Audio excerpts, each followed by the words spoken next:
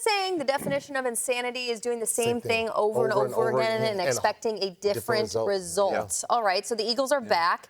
Peter, what's the biggest difference between this Super Bowl matchup compared to the last one, and how could it maybe go differently for the Eagles? They're a different team. They really are, Jamie. And I think it's a credit to Howie Roseman in that front office where they looked at their defense 2 years ago after that Super Bowl where Mahomes went up and down the field, just as Jalen Hurts went up and down the field on Kansas City. And they said, this defense isn't good enough. Jonathan Gannon, of course, took the job with the Cardinals. And then last year was a complete mess on the defensive side. And they rebuilt their defense in the course of 2 off seasons. And I look up front at the big boys. You go back to that Super Bowl. I watched it. It was on NFL Network earlier this week. And I don't recognize that defensive line compared to the defensive line that we saw on Sunday against the Commanders. Look at the different Fletcher Cox and Ndamukong Suh, Linval Joseph, Hassan Reddick, and Javon Hargrave. All those, it was like the senior citizen circuit out there trying to chase Mahomes. And that was, me being kind because I think it was the last steps of Suh's career. Joseph, we haven't seen. Reddick, of course, hasn't been the same. This is good. And Fletcher Cox retired after last season. This year, it's like you got Ferrari, Maserati, you name the... Aston Martin. Cybertruck. Tesla. Keep them coming, guys. Fisker, whatever. I'm not an F1 watcher, but it sure looks like this defensive line is young and has an engine. Okay, so that's one big difference. Imagine saying that's not enough and also going to your defensive backfield and saying, we're not good enough in the defensive back end. We've got to switch that up. And it's the same type of deal with Slay and Reed Blankenship really being the only fixtures. C.J. Gardner-Johnson went away and came back in a matter of 2 seasons. Yeah. But DeJean and Mitchell have been so good on the back end. I just think it's a completely different roster in a lot of ways. And I specifically look at the defense as what was the Achilles heel. And we can get into the coaching of it and how it's different in that way. But I really think just the bodies and the youth and the personnel, they're ready for a track meet.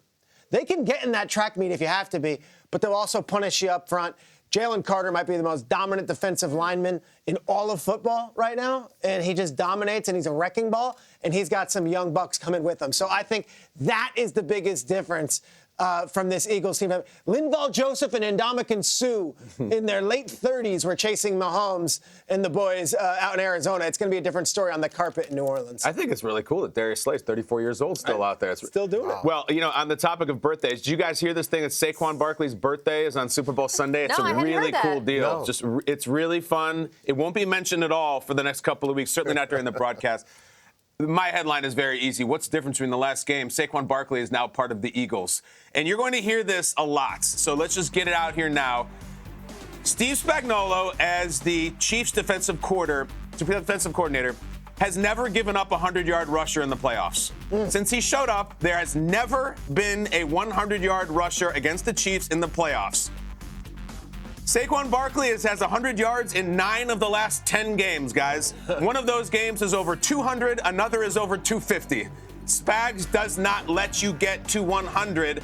In fact, if you look back at all the Chiefs playoffs games under Spagnuolo, here's the list of the top rushers in any of these games. Lenny in the Super Bowl that Spags lost, 89. Mixon got him twice for high 80s. Allen at 88. And then over the weekend, James Cook, who didn't touch the ball in the last possession, 85. That's it. And in that list, there's some dogs who are missing. They've gone against Derrick Henry, Nick Chubb, Najee Harris, Carlos Hyde, a couple of times against Raheem Mostert, Lamar Jackson. None of them touched 100 yards, and that would include Jalen Hurts in that Super Bowl in which he was so good. Here's the deal, plain and simple. We have the greatest defensive coordinator of this era versus one of the greatest running back seasons ever. What's it going to be? I don't think the Eagles can win this game if Saquon doesn't have 100 yards. I really don't. I think the Chiefs' defense is that good. I think Hurts is good in the passing game. I respect it. Saquon is the best player on their team. And if we look up and he's got at the end of the game 87 yards, 92 yards, 99 yards, I think the Chiefs are going to win. So something's got to give here. Spags has never given it up. Nobody can stop Saquon. Which one's it going to be? Yeah, that's going to be very, very difficult because we've seen what he does. That team, the Philadelphia Eagles, it's a run-first offense, and we know that. It's going to be very difficult, and it's going to be a big challenge.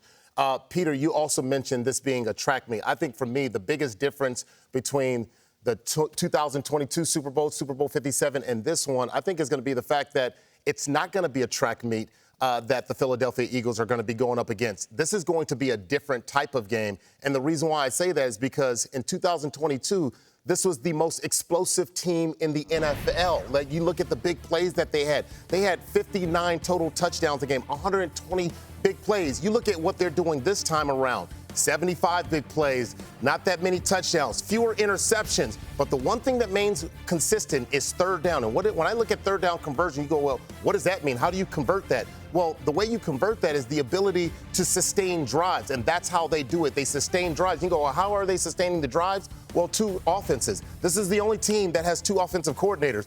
Akbar, what are you talking about? I'll tell you.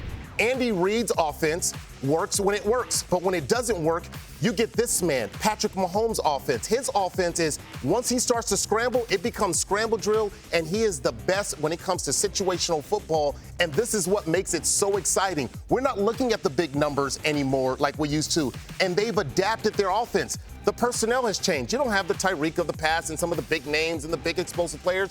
No problem. I'll make my own offense up if things starts to break down and personnel groupings can't win the matchup. And this is what I think that the Philadelphia Eagles are going to have to prepare for, because situational football isn't something that you scout out. Usually we get into the meeting room and we're having these conversations and we sit there and you go, okay, here's the scouting report. Here's what they do on third downs. Here's what they do on first downs.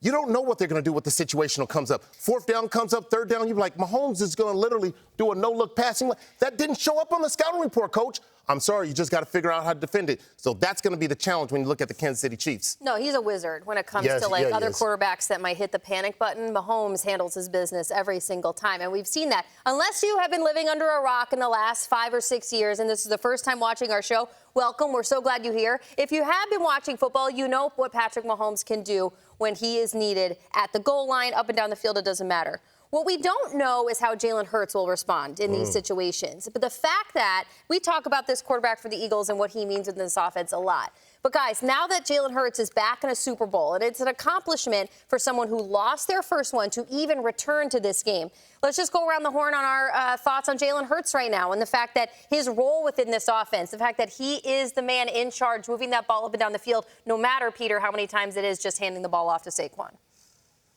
The two best games that I've ever seen Jalen Hurts play in was the Super Bowl in Arizona, where he was the best player on the field, and last week in the NFC Championship game, where he made every big throw that he had to and connected with A.J. Brown and Devontae Smith and Dallas Goedert when they needed him. It is possible that Jalen Hurts saves his best for the biggest moments in the biggest games. And if I'm the Chiefs, I'm a little scared about that, because you watch the game tape, say he can't hurt us this way. There's a lot of holes in his game. He's got flaws.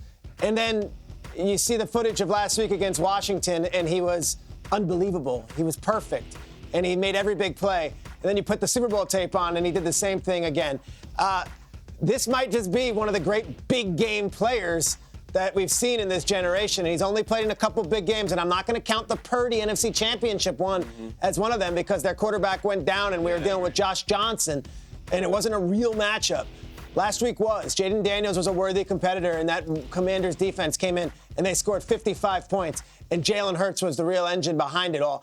I feel like this guy is playing, coming off his best game of the season, and he's already had one of the best games of his career against this very Chiefs team that knows him well. So I think Jalen Hurts, I think the book is still being written on him as a quarterback, and you get paid on big moments, and guess what? He might have one more big one left in him.